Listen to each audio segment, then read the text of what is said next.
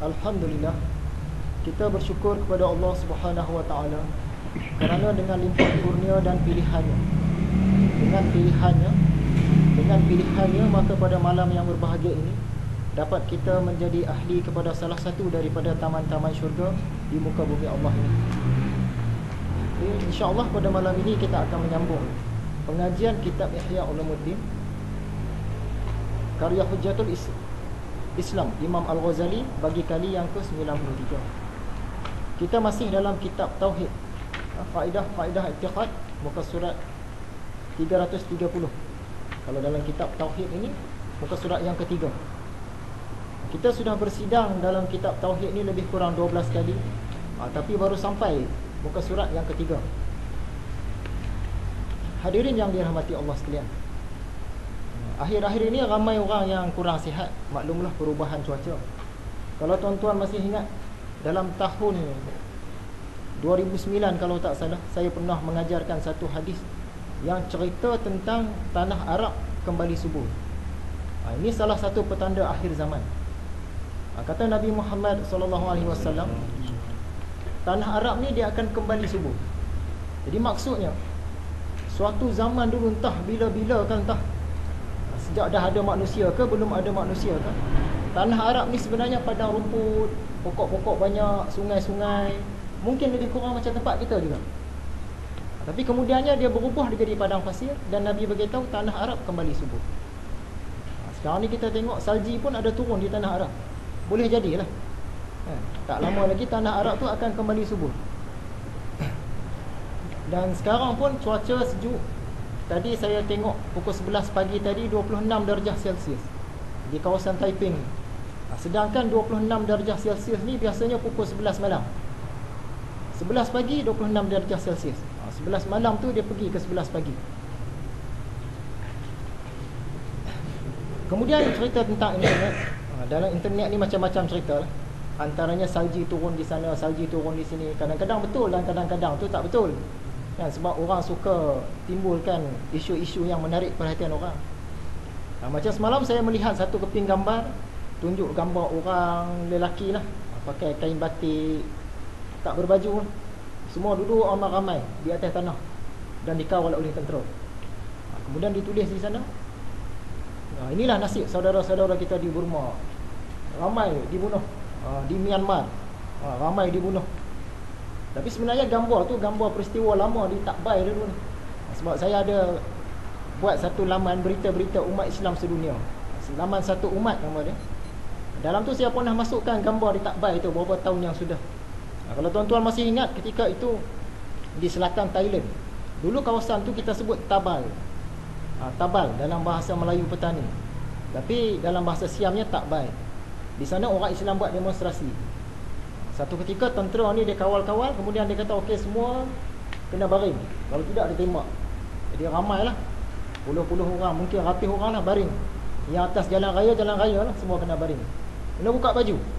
Masa tu panas, bayanglah atas tar tu baring, panas, tak boleh bangun. Siapa bergerak lebih dia tendang kepala. Kan kita tengok video dia tu. Ingatkan habis di situ saja. Rupa-rupanya dia panggil truk tentera datang angkut. Dalam truk tentera tu kena baring, menerak. Habis satu lapis, naik pula lapis kedua. Habis lapis kedua, naik lapis ketiga, bertindih-tindih.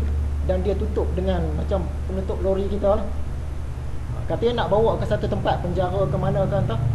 Perjalanan sekejapnya, tapi jadi berjam-jam sebab dia bawa kot jauh.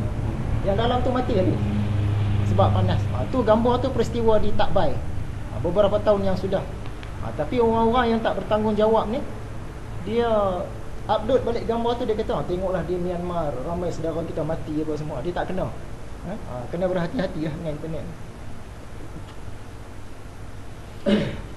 Kemudian cerita tentang Jesus. Umat Kristian percaya, dan kita pun percaya macam tu juga. Kononnya Jesus ni dilahirkan pada 25 Disember. Kononnya musim salji lah. Bila 25 Disember tu kalau turun salji tu seronok lah para penganut agama Kristian. Tapi kalau kita tengok dalam Bible, di sana diceritakan Nabi Isa ni, Jesus ni dilahirkan pada malam dia dilahirkan tu, di padang sana ada orang gembala kambing. Dalam Bible ataupun Alkitab bahasa Melayu yang hari ini masih ada lagi cerita. Jadi membuatkan para pengkaji terfikir, kalaulah masa itu musim salji, mana ada orang bawa kambing lembu duduk di tengah padang. Kalau musim salji di sana tu, di Baitul Laham tu, Bethlehem tu, bila sampai musim sejuk, lebih-lebih musim salji, haiwan-haiwan mereka bubuh dalam kandang. Dia tak bawa keluar ke padang. Tapi dalam Bible bagi tahu hari kelahiran Nabi Isa tu, Jesus tu, para penggembala ni duduk di padang. Maksud dia masa tu bukan musim salji. Tak kenal lah cerita tu. Jadi kepercayaan yang mengatakan Jesus ni lahir 25 hari bulan tu bukan. Dia lahir entah bila kita tak tahu, dan yang pastinya bukan musim salji. Kemudian dalam Bible juga dia tak sentuh langsung tentang cerita Nabi Ibrahim pergi ke Makkah, ataupun dalam bahasa lama Bakkah. Kita tengok daripada Ur di Iraq sekarang ni, dia pun pindah sebab ada masalah dengan Namrud, pindah sampai ke Kanaan, ke Palestin, lalu pula ke Mesir, patah balik pula ke Palestin. Situ ya cerita. Tak ada langsung cerita Nabi Ibrahim pergi ke Makkah ni. Maksud dia main ke atas lah. Dia perjalanan dia Iraq atas lah, Makkah ni bawah. Iraq, Palestin, Kanaan, Mesir, Palestin atas, langsung tak datang bawah. Jadi sebenarnya cerita tu ada, tapi mungkin telah dihilangkan. Sebab orang-orang Yahudi ni dia tak puas hati apabila Nabi Muhammad ni lahir daripada bukan keturunan Bani Israel. Tapi dalam Bible hari ini ada lagi. Itunya orang-orang kita pun rajin kaji. Rupa-rupanya daripada Mesir tadi, dia ada cakap Nabi Ibrahim ni pergi ke selatan.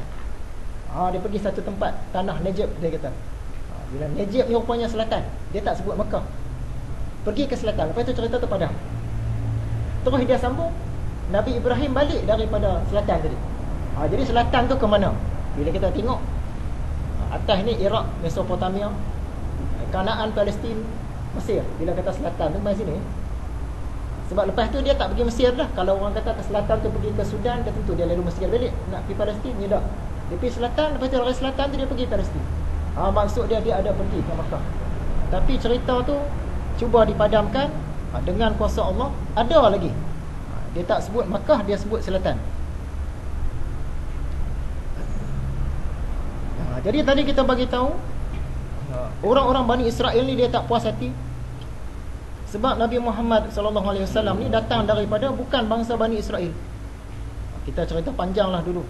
Tahun 2009 juga saya tulis tarikh dia, 3 hari bulan Mei 2009 saya upload kuliah kita tu. Setakat hari ini alhamdulillah syukur telah dilihat sebanyak 25,220 kali. Kita di sini tak ramai, bila kita upload tu ramai dengar. Padahal pun dah 4 tahun dah. Ya, sejarah Bani Israel daripada Nabi Ibrahim tadi sampailah Nabi Musa, sampailah nabi-nabi yang lain, sampai Nabi Isa. Jadi berdasarkan mukadimah yang sikit-sikit ini, tindakan kita yang pertama kita kena rajin ambil tahu hadis-hadis peristiwa akhir zaman. Sebab ni penting, kebetulan kita pun hidup di akhir zaman. Cuma jangan sampai kita terabai yang fardu ain. Yang fardu ain ni apa dia? Kita bagi tahu selalu ilmu mukasyafah muamalah. Kadang-kadang kita sibuk yang fardu kifayah, yang memang nampak memang bagus lah.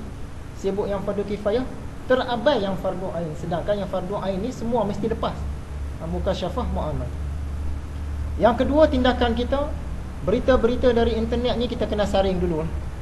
Macam cerita Takbai tadi tu, dia cuba kaitkan dengan Myanmar, padahal tak ada kena-mengena pun. Kadang-kadang dia bubuh gambar orang Islam dibakar, nampak hangus ramai. Rupanya kebakaran kilang kat negara China. Dia kata orang Islam dibakar. Dia nak naik semangat kita, agak nak bagi kita ni memberontak lawan ke, buat kekecohan ke. Tu kena hati-hati.